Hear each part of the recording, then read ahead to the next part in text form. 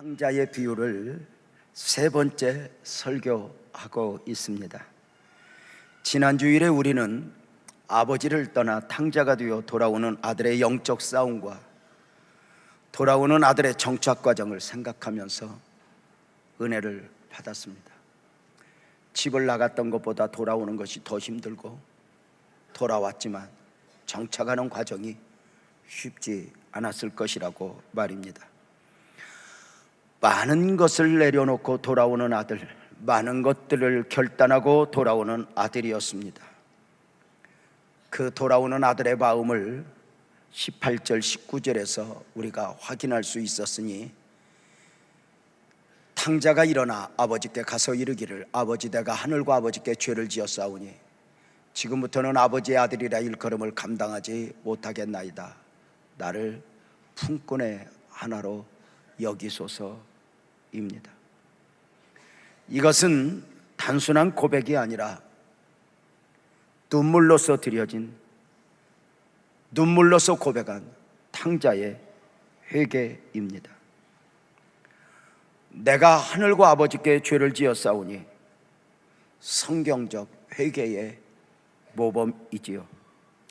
죄는 근본적으로 하나님 앞에서이고, 또 하나 당사자와의 문제입니다.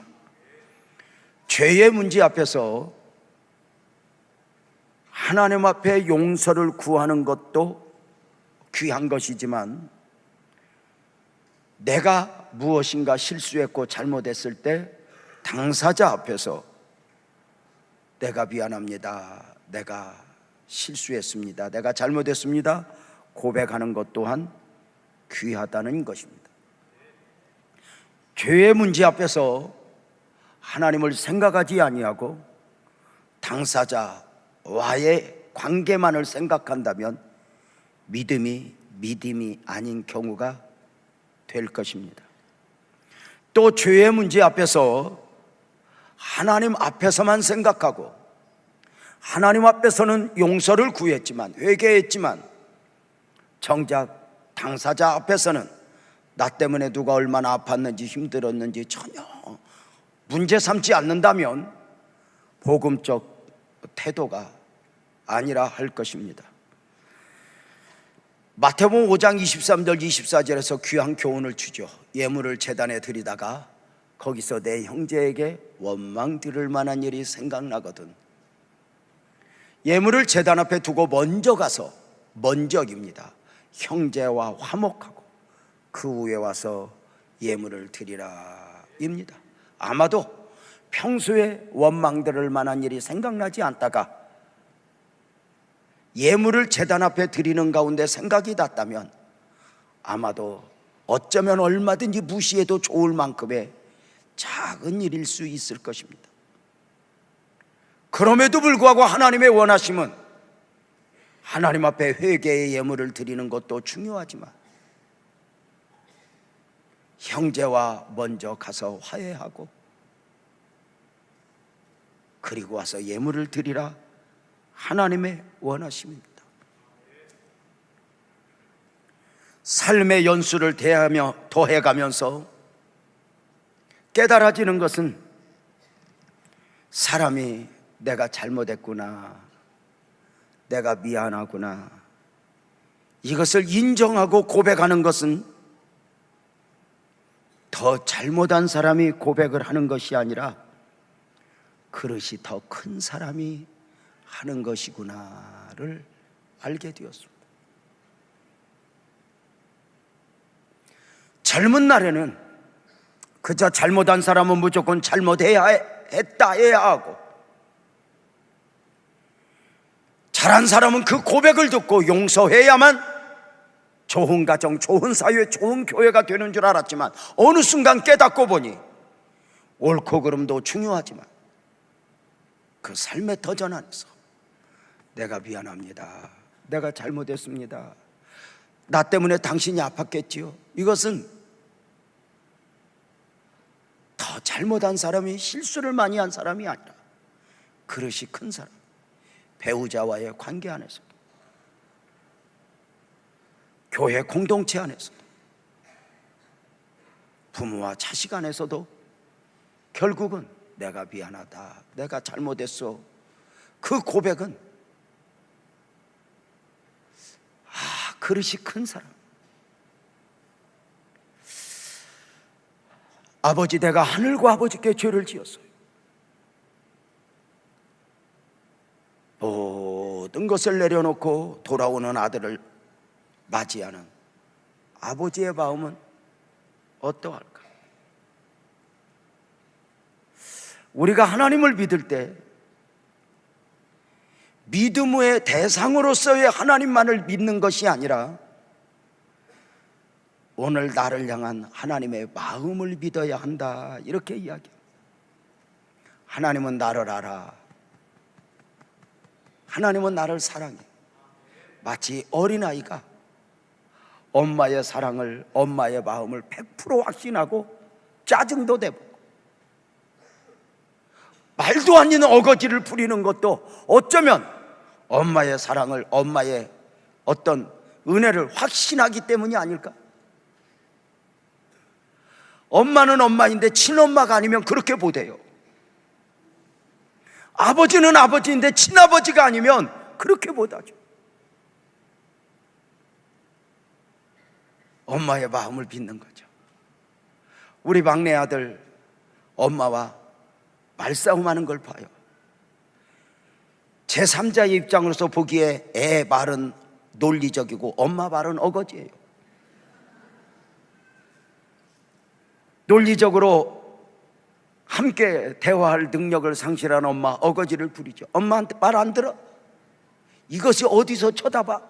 뭐 이런 식입니다. 애가 엄마한테 한 방 당하고 얼마나 억울한지 화장실에 가서 수도꼭지를 틀어놓고 고함을 한번 지릅니다. 이야, 저놈 큰일 났다. 우야면 좋노. 엄마하고 등지면 어쩔까? 5분도 안 돼서 화장실에 나와서 딱 한마디 합니다. 밥 줘! 엄마니까. 나를 향한 하나님의 마음을 아는가? 우리가 정말 복음 안에서 하나님을 만났다면 그 하나님의 사랑을 우리는 알죠. 확신하죠. 성경에 보면 많은 하나님의 이름이 있어요. 또 많은 별칭들이 있어요. 그 중에 최고는 사랑이신 하나님. 하나님은 사랑이시다입니다.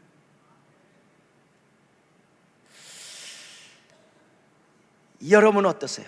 여러분은 성경을 읽는 중에, 기도를 하는 중에, 삶의 여정 가운데 하나님의 사랑 앞에서 눈물로 감사해 보셨는가?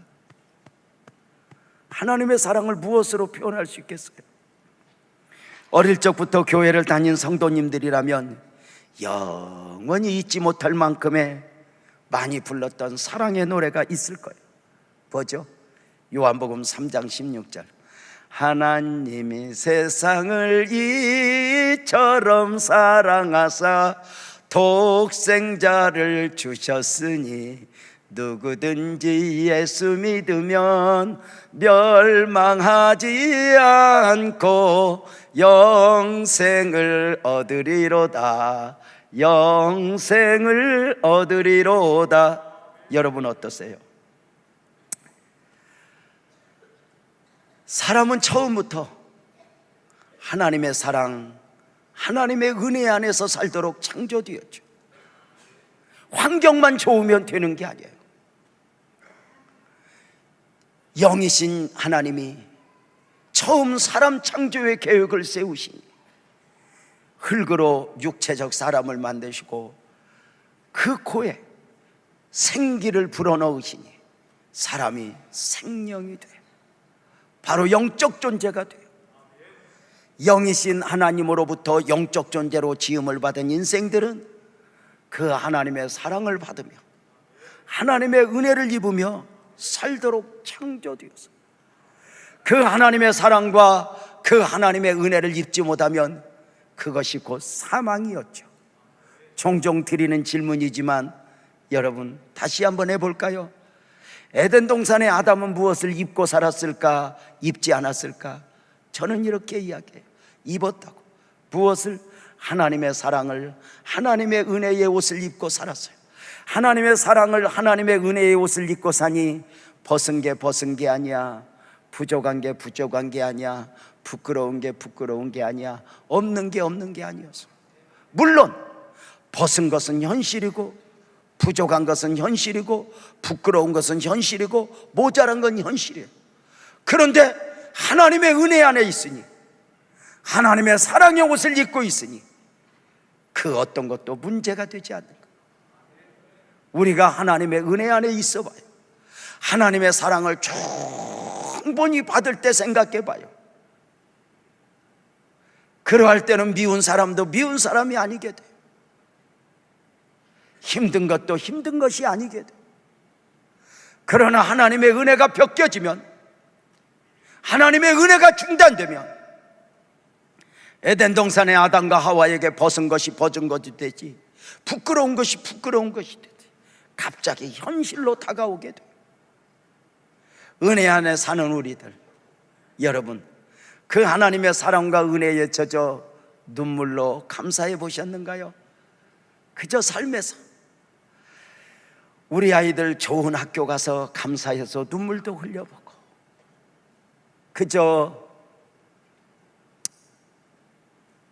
아파트를 새로 주신 그 하나님의 은혜 안에 감사해서 눈물도 흘려보고, 성경을 읽다가도 감사해서 눈물을 흘려보고, 기도를 하는 중에도 눈물을 흘려 감사도 해보는데, 최고의 은혜는 돌이켜보면 무엇일까? 무엇일까요? 밑바닥 깊은 곳에서 눈물로 솟아나는 감사를 드릴 수 있었을 때, 그때는 언제일까? 여러분, 죄 때문에 울어봤는가요? 어느 날 하나님의 영광의 광채 앞에, 하나님의 은혜 안에서 비로소 나를 보는 거예요. 하나님 앞에서 자신을 본 바울 사도는 나는 죄인 중에 괴수라 고백했어요. 이 세상에 나보다 큰 죄인은 없다고 말. 누구보다 큰 죄를 지었기 때문에 큰 죄인이 되는 게 아니에요. 하나님의 은혜의 보좌 앞에 가까이 가서 비로소 나를 보는 거예요.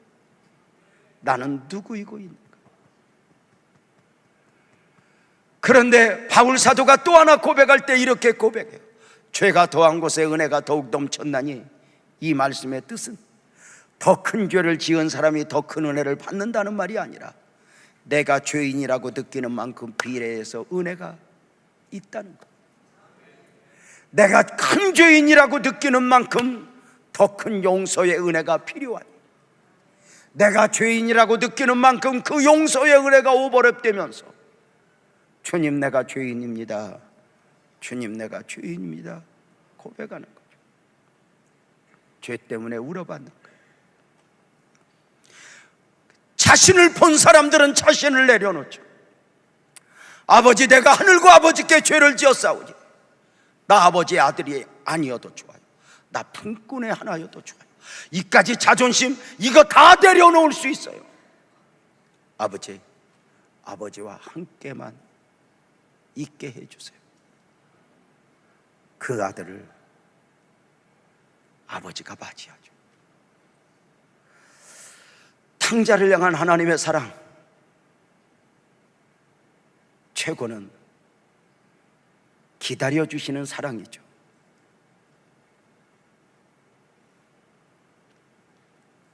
아버지를 떠났던 탕자, 아버지가 아니어도 된다고 생각하며 떠났던 그 아들을 아버지는 한없이 기다리죠.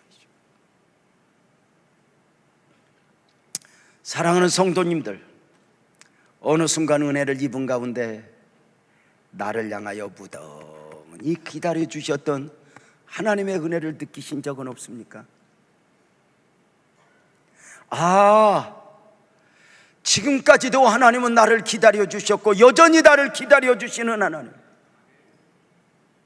한꺼번에 당신의 방법으로 나를 만드시는 것이 아니라 사울이 바울 되는 것도 중요했지만 바울이 바울 되기까지, 시몬이 베드로 되는 것도 중요했지만 베드로가 베드로 되는 과정까지,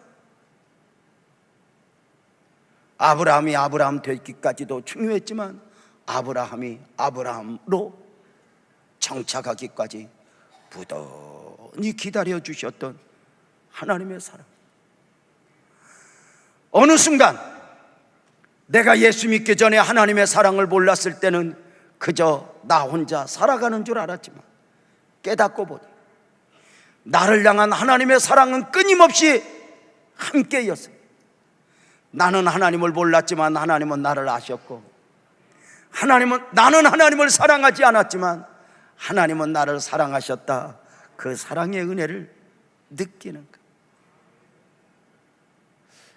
종종 이런 질문을 받아요. 성경 공부를 하다 보면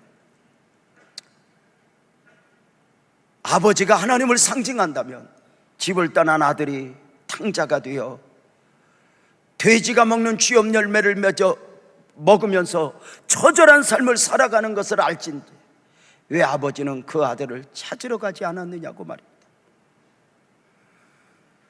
누가복음 15장에는 세 가지 비유가 나옵니다. 잘 아시는 대로 잃은 양의 비유, 잃어버린 드라크마의 비유, 그리고 세 번째 잃어버린 아들의 비유입니다.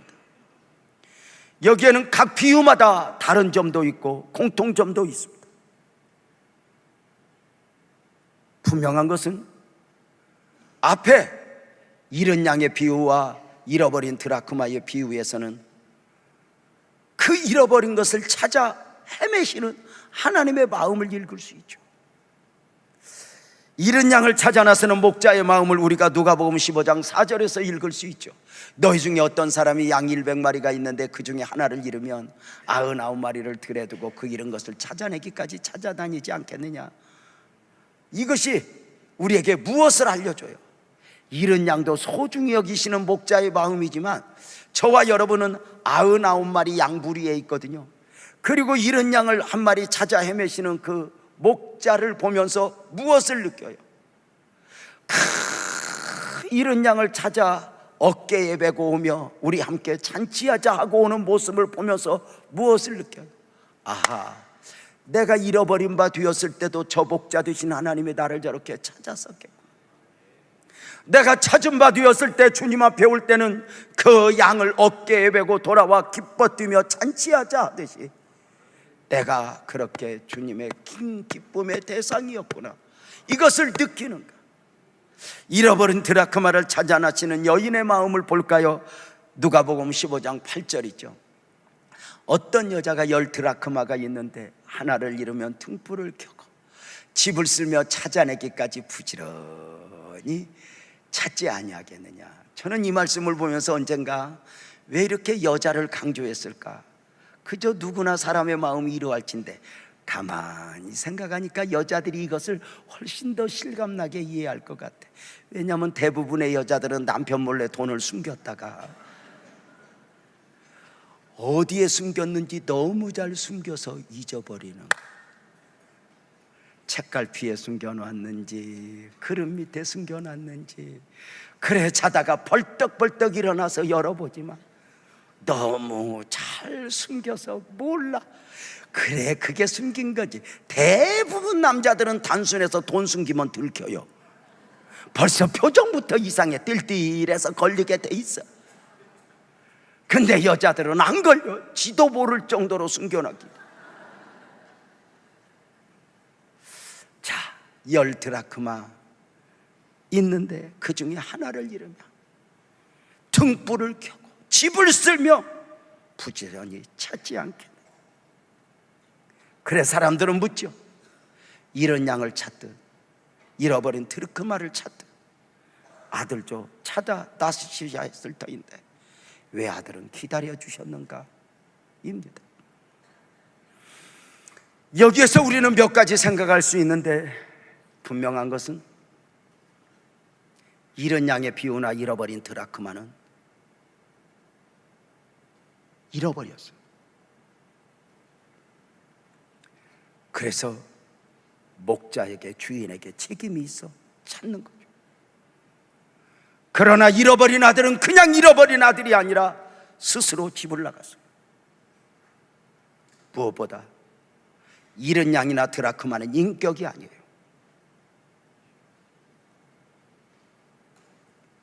그러나 잃어버린 아들은 인격이에요.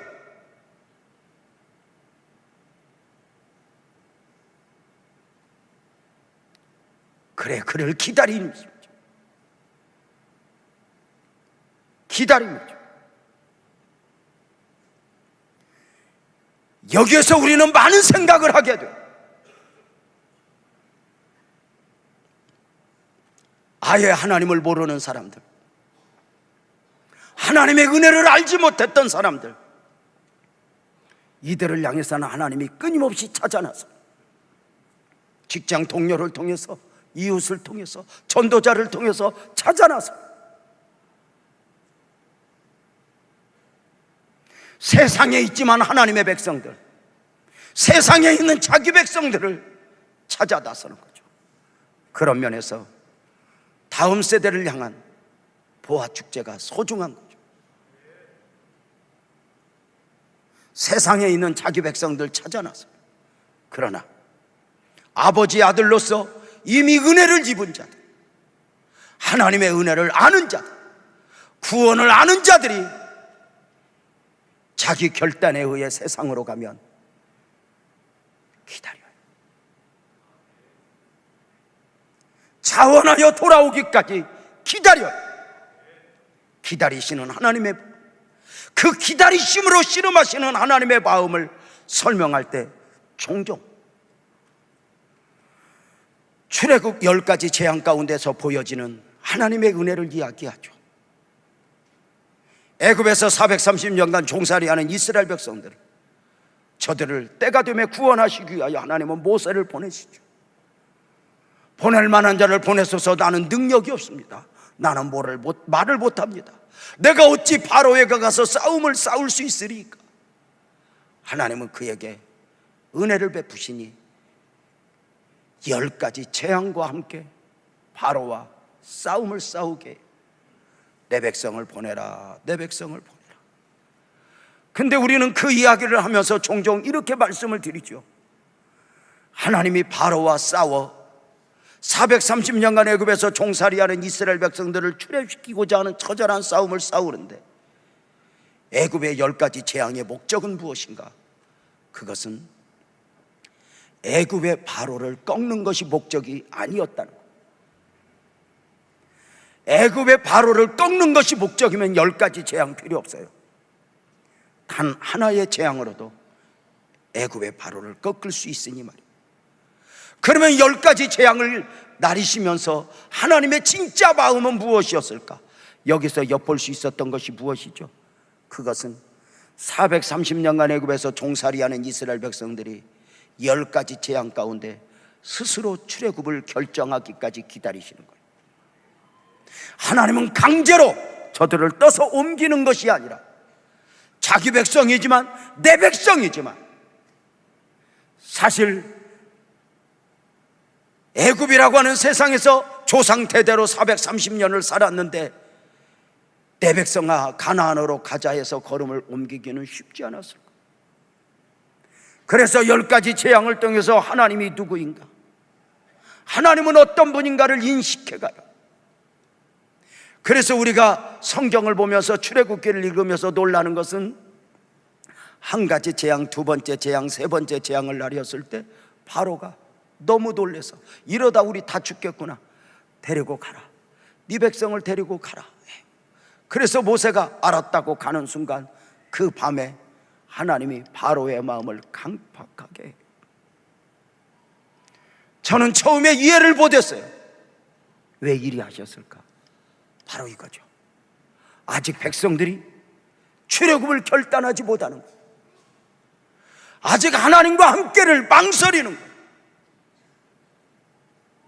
그래서 바로의 마음을 강팍하게 하면서 자기 백성을 기대하니, 이런 표현이 있었죠. 애굽의 10가지 재앙을 통해 보여지는 부분은 바로와 씨름이지만, 보이지 않는 부분에는 자기 백성과 씨름이었다. 내 백성아 돌아오라, 내 백성아 떠나지. 사랑하는 성도님들, 하나님을 몰랐을 때는 하나님은 수단과 방법을 가지지 않고 찾아 나서지만, 하나님의 은혜를 입었던 아들이 떠났을 때는 원하는 대로 보내줘요. 돈 달라면 돈도 주어 보내요. 그러나 기다려요. 한없이 기다려요. 혹시 하나님에게 멀어져 있는 성도들이 있습니까? 여러분을 향한 지금 하나님의 기다리심은 어떻게 느껴지십니까? 종종 성도들은 그렇게 기도 아니면 살 수 없었던 성도들, 열심 냈던 성도들이 지금 하나님과 적당한 거리에서 종종 이렇게 말합니다. 하나님, 나 좀 기다려주세요. 나 좀 기다려주세요. 기다려주시는 하나님의 사랑을 가끔은 만홀히 여기며 기다려달라.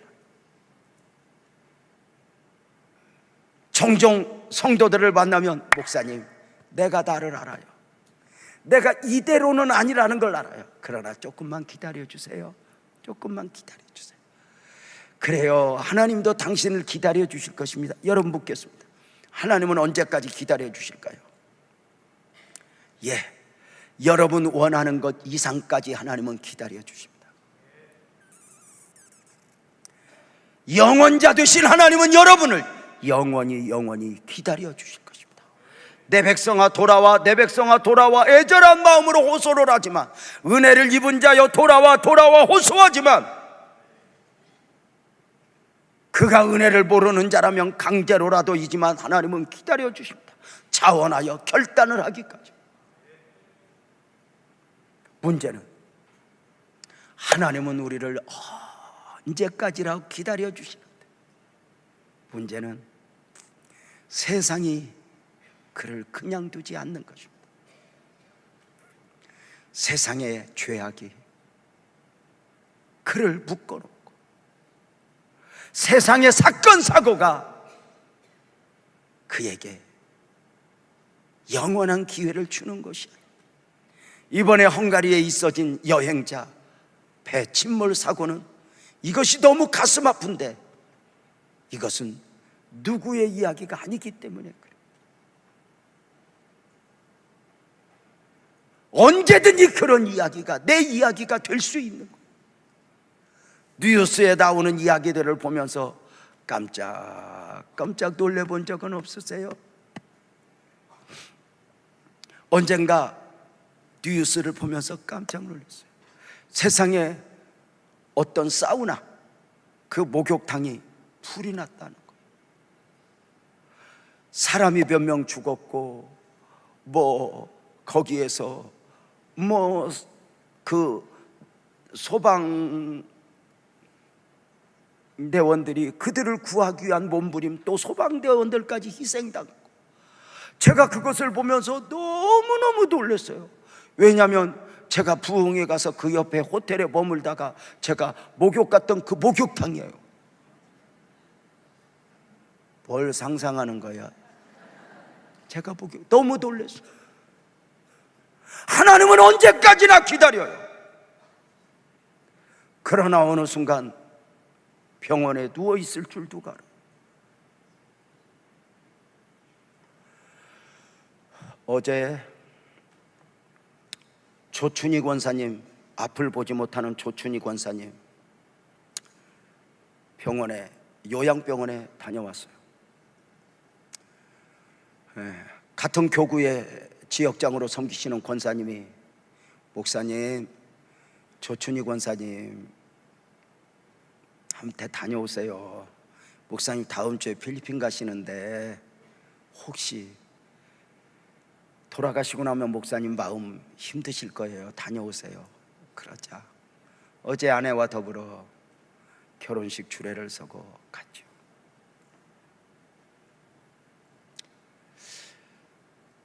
이미 치매기에 사로잡혀서 가족도 몰라본다 들었고,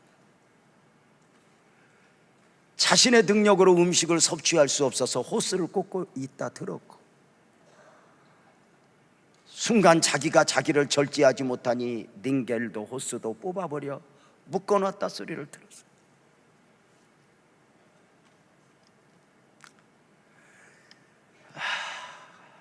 갔더니 목사님 오신다고 행여 묶어놓으면 마음 아플까봐 잠깐 풀어놨어요. 28년째 함께 신앙생활하고 예배했던 권사님이에요. 손을 꼭 잡고 권사님 눈 떠봐, 나 누군 줄 알아? 그랬더니 세상에 알아봐요. 목사님. 목사님인 거 알겠어? 알겠어.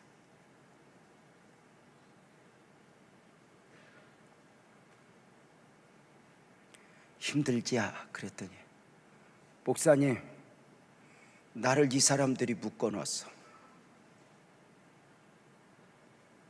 안 풀어줘. 이르는 거예요. 제가 손을 꼭 잡고 권사님, 내가 성경 읽어줄게. 그리고 시편 23편을 읽어주고 시편 1편을 읽어주고 심령이 가난한 자는 읽어주고 하는 중에 오랜만에 권사님이 깊이 잠에 들어가는 걸 놓고 왔어요. 그 권사님은 앞을 보지 못하면서도 예배 한 번 빠지지 않았어요. 목사님, 나 예배하러 가고 싶어.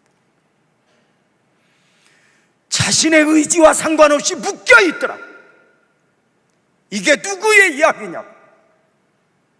아버지 앞에 와서 예배해야 할 사람들, 하나님 앞에서 살아야 할 사람들이 세상 죄악의 습관에 묶여 있는 것은 아닌가? 내가 예배해야 할 사람인 줄, 내가 하나님의 은혜로 살아야 할 사람인 줄 알면서 종종 드리는 말씀이죠. 죄의 문제나 습관의 문제, 자신의 의지로 자신의 능력으로 절제할 수 있으면 빨리 절제하라고. 나를 내가 믿어요? 어느 순간 조절 능력을 상실한 채 그 망설임도 없이 끌려다닐 수 있는 것이 인생이니 말입니다. 돌아오라, 돌아오라, 내 백성아 돌아오라. 돌아온 아들을 맞이하시는 아버지의 사랑, 두 번째는 측은히 여겨주시는 아버지죠. 돌아오는 아들은 아마도 염려가 있었을 거예요. 내가 돌아가면 아버지가 나를 용서해 주실까? 그런데 이게 웬일이에요? 누가복음 15장 20절에 보면 이렇게 고백해요. 이에 이른 아버지께로 돌아가니라. 아직도 거리가 먼데 아버지가 그를 보고 측은히 여겨 달려가 목을 안고 입을 맞춰. 망가질 대로 망가진 채 돌아오는 아들의 모습을 아버지는 먼저 보셨고 측은히 여겨 목을 안고 입을 맞추어 품어주십시오. 여기 측은히 여긴다는 말은 단순히 불쌍히 여긴다는 말이 아니에요. 함께 아파한다. 가슴이 찢어질 정도로. 왜? 하나님 앞에서 아들은 아버지와 하나였어요. 그러나 아들은 우리는 하나님을 믿으면서도 하나님은 하나님이고 나는 다예요. 그러나 우리가 하나님을 믿는 순간, 내 안에 예수 그리스도를 영접하는 순간 하나님은 나와 하나예요. 자식의 아픔 앞에 부모가 가슴이 찢어지는 이유는 부모는 자식을 하나로 봐요. 그러나 부모의 아픔을 자식이 실감하지 못하는 이유는 하나로 보지 않기 때문이죠.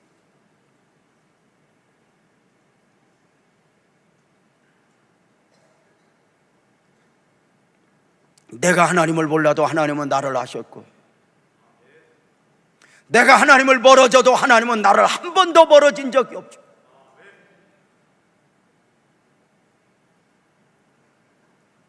돌아오는 아들을 보면서 아버지는 체면 정도 그까짓 거 아무것도 아니죠. 한국식 표현으로 하면 버선발로 달려나와 아들을 품어 안아 주시죠.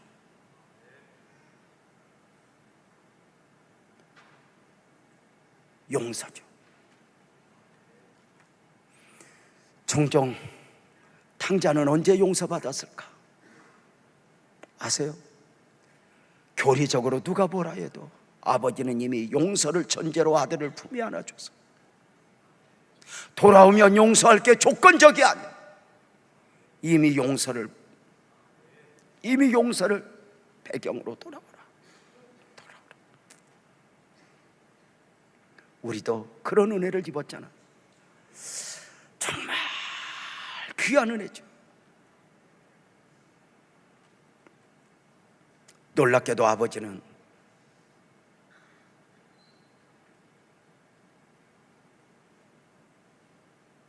돌아오라. 이미 용서를 전제로 품어 안아주기를 기다리시는 그 아버지. 여러분 어떠세요? 그 나를 기다려주시는 하나님의 은혜를 느꼈던 하나님의 사람이 노래했던 찬송가 중에 527장을 보면 이런 노래가 나오는데 아시죠? 가사만 좀 읽어보면 어서 돌아오 어서 돌아만 오 지은 죄가 아무리 무겁고 크기로 주 어찌 못 담당하고 못 받으시리요 우리 주의 넓은 가슴은 하늘보다 넓고 넓어. 2절은 어서 돌아오 어서 돌아오 어서 돌아만 오 우리 주는 날마다 기다리신다고 밤마다 문 열어놓고 마음 졸이시며 나간 자식 돌아오기만 밤새 기다리신다고. 3절은 어서 돌아오 어서 돌아만 오 채찍 맞아 아파도 주님의 손으로 때리시고 어루만져 위로해 주시는 우리 주의 넓은 품으로 어서 돌아오라고 말입니다. 돌아오라. 놀랍게도 돌아오는 아들의 허물을 아버지는 지적하지 않아요. 너 뭐 잘못했지? 너 깨달았어? 너 정신 차렸어? 아니, 우리가 하나님을 향하여 마음을 딱 향할 때는 무엇을 정리하고 깨끗하게 할 뿐입니다. 내 모습 이대로. 그의 모습이 어떠하다 더 험한 가운데 나를 건져주신 주님의 은혜가 아닌가? 자격을 갖춘 게 아니죠.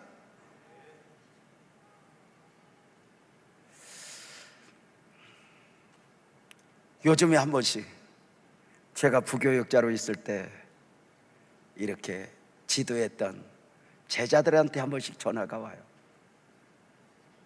지난번에 서울에 집회를 앞두고 가려고 하는데 요승 목사님이 목사님 이 여자분한테 전화가 왔는데 목사님 전화번호는 알려드릴 수 없었고 이분이 누구래요 하는 거 보니까 세상에 제가 그 학생 때 지도했던 제자예요.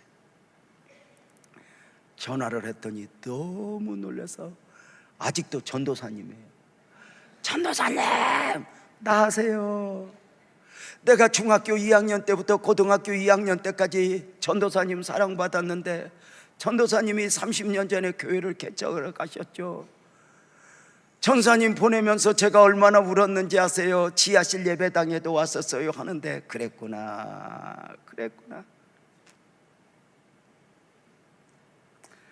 당시에 전도했던 한 학생을 생각나네요. 유난히 풀이 죽어 교회에 오는 아이를 전도해서 데리고 와서 돌보는데 집이 어디니? 예, 전사님 우리 집은 산동네예요. 집에 누가 계시니? 예, 아버지는 저 어릴 때 나갔고요 엄마하고 살아요. 엄마가 일하시니? 아니요, 엄마가 많이 아파요. 순간 그래 가보자. 전사님 우리 집에 전도사님 가시면 힘들 텐데요. 왜? 엄마가 뭐라고 하니? 아니요, 가자. 산동네에 올라가서 재개발을 앞두고 있는 집이어서 대문이 있어요.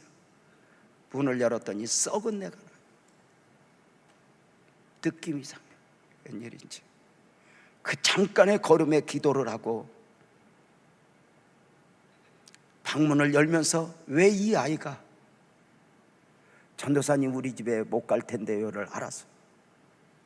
엄마가 누워있는데 벗은 몸으로 피부병으로 오랜 날 동안 고생하신 가운데 더 이상 치료도 안 되고 몸이 썩어가는 중에. 죄송해요. 이 시간 식사 시간 앞두고 그 옛날 어른들 피부병 있으면 배설물 똥 바른 적 있죠. 모르는 옆집 할매가 혹시 낯을 주본다고 온몸에 똥을 바른 거. 내가 한 가지 비리 알려주는데, 옛날 착했던 사람들 똥은 거름이 되었지만 여러분들 똥은 독해서 절대 거름이 안 돼. 어디 가서 아무 데서나 볼일 보고 거름 주고 왔다 소리 하지 마. 나무 벽구로 죽이지 말고. 착하고 순수했을 때 배설물도 거름이지 여러분은 아니에요. 세상에 온몸이 다 그 살갗이 썩어있어. 그 순간 주님 하는데 그 방 안에 은혜를 주는데 냄새가 안 나요. 제가 그냥 붙들고 하염없이 울었어요. 애도 울고. 물 데펴서 가서 닦아주세요. 옆에서 애가 전도사님 하지마 울어요. 괜찮다, 괜찮다. 무엇이 문제가 돼? 그 처절하게 누워있는 그 어미에게 하나님의 사랑을 전하고, 그 하나님 앞에, 사랑 앞에 눈물로 반응하는 것을 보죠.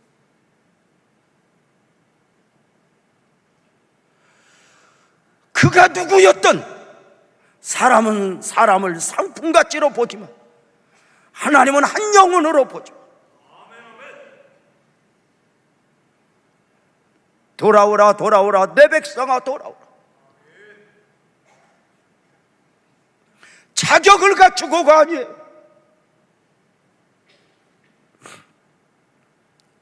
이제 돌아오는 아들을 축복하는 아버지의 모습을 볼까요?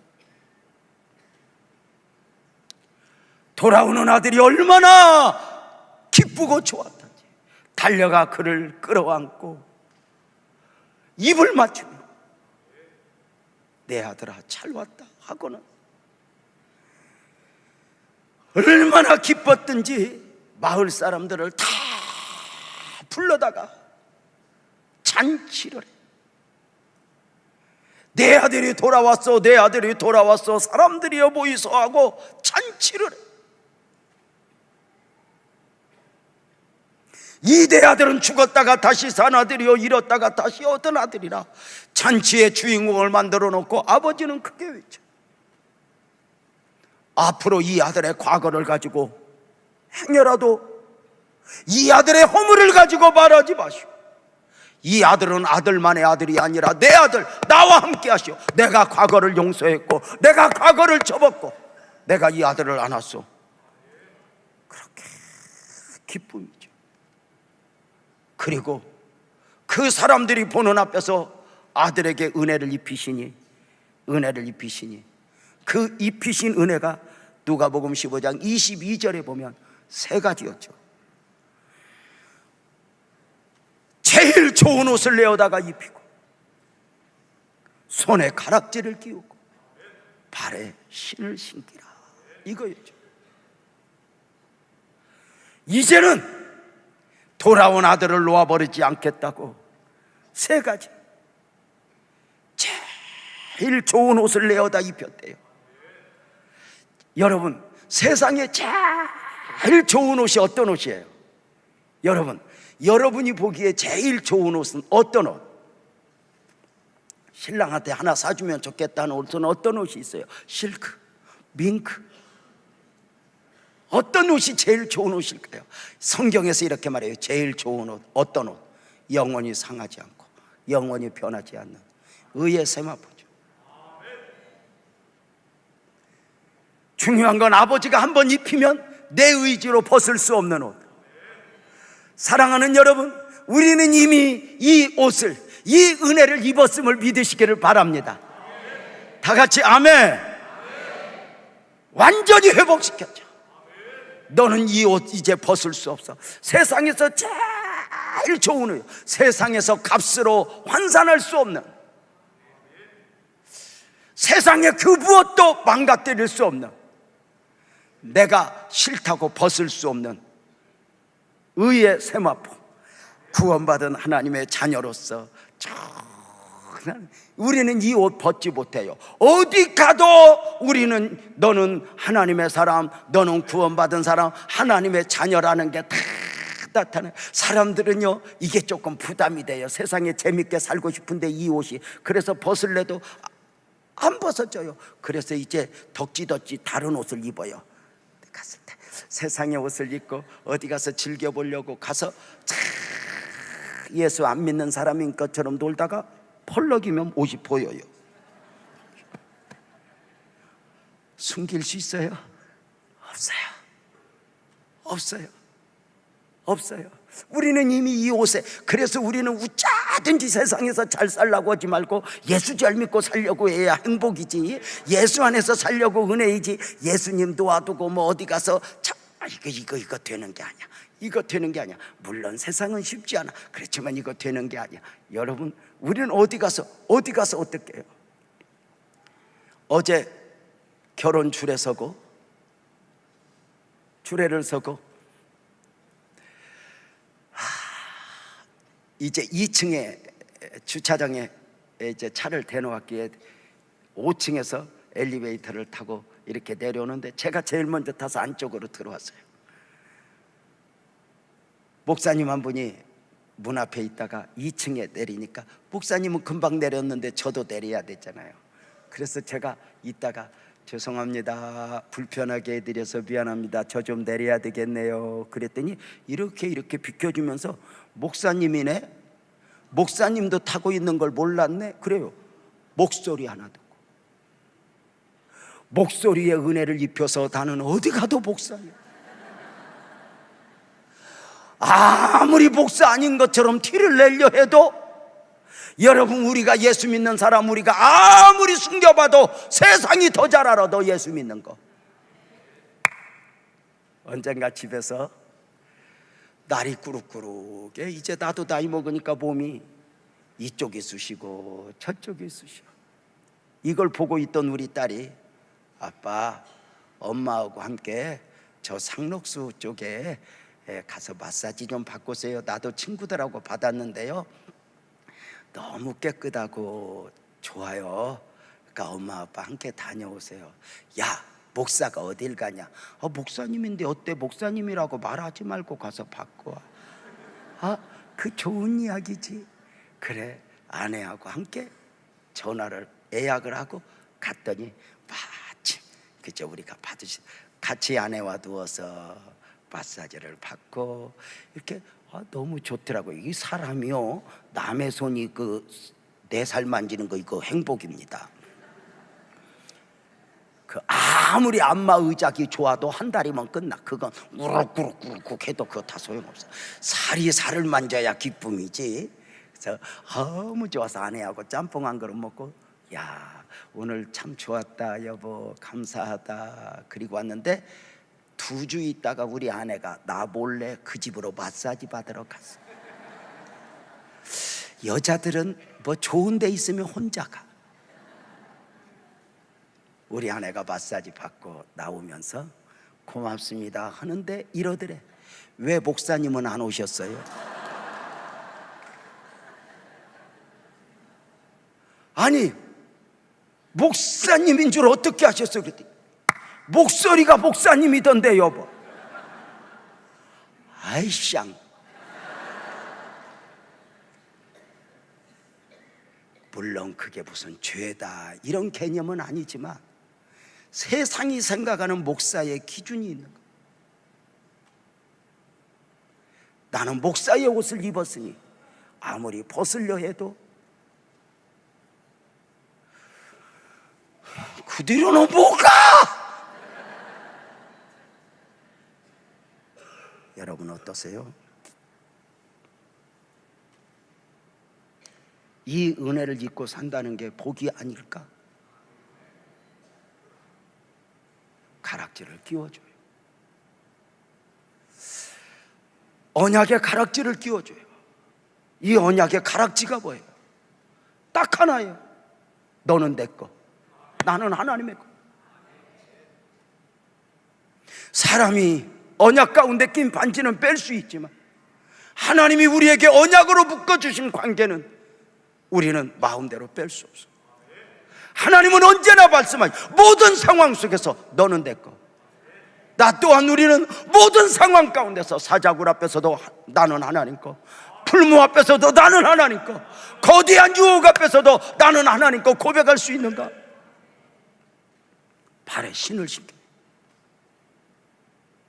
우리는 이미 내가 원하는 신발을 벗고 하나님이 신겨주시는 신발을 신은 사람들이에요. 이 신발을 신고 세상을 가면 비틀거리게 되어 있어요.